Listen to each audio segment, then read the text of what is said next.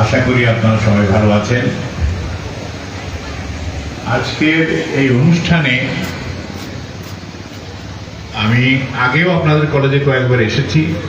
আজকে আসতে পেরে আমি সত্যি আনন্দিত, গর্বিত যে আমাদের এই প্রতিষ্ঠান ডুমুরিয়া কলেজ এটি একটি অনেক পুরাতন প্রতিষ্ঠান এবং অনেক নামকরা কলেজ।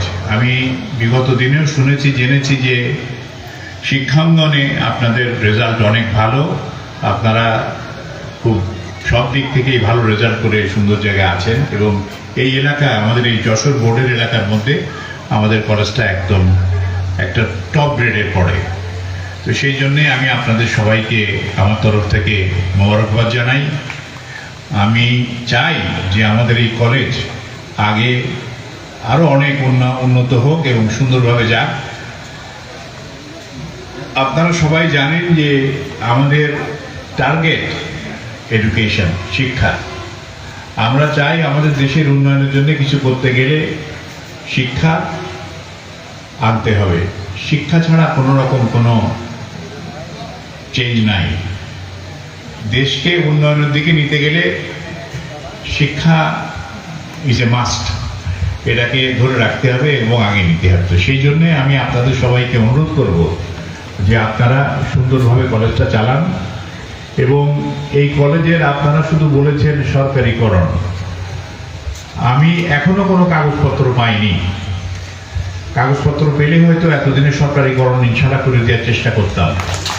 তো আমি আজকে আপনাদের বলে যাচ্ছি যে আপনারা শুধু সরকারিকরণ না, আপনাদের যা যা প্রবলেম আছে সব কিছু আমাকে জানান। আমাকে জানালে আমি ইনশাল্লাহ যত শীঘ্রই হোক করে দেওয়ার ব্যবস্থা করব। আজকে যে বিষয়ে আমরা এসেছি সেটা হচ্ছে স্পোর্টসের ব্যাপার, ক্রীড়ার ব্যাপার। তো আপনারা অবগত আছেন যে বিগত দিনে 2001-এ আমি যখন এমপি ছিলাম, আমি বাংলাদেশ ক্রিকেট বোর্ডের প্রেসিডেন্ট ছিলাম, এশিয়ান ক্রিকেট কাউন্সিলের প্রেসিডেন্ট ছিলাম। তো সেই সময় আমরা চেষ্টা করেছি, আমরা খুলনায় খেলাধুলার ব্যবস্থা করেছিলাম। আমি ইতিমধ্যে সরকার আমাদের এই ডুমুরিয়া এবং ফুলতলায় দুটি স্টেডিয়ামের জন্য একটা অনুরোধ আমাদের ইউনুস সাহেবের কাছে পাঠিয়েছেন।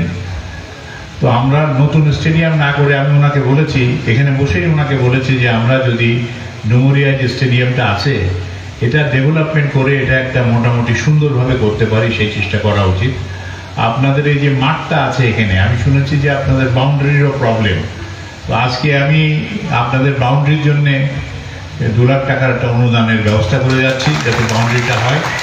আর এই যে খেলার মাঠটা আছে, এই মাঠটাকে ডেভেলপ করতে হবে। এই মাঠের ডেভেলপমেন্টের জন্য যা যা দরকার আমি প্রিন্সিপাল সাহেবকে বলবো যে আপনি আমাদের জানান। আমরা না জানলে কিন্তু কিছু করতে পারবো না। আজকে যেরকম আপনারা সবাই প্ল্যাকার্ড নিয়ে বসে আছেন সরকারিকরণ সরকারিকরণ, এটাই যে বললাম, আমার সামনে আমি দেখেছি বিগত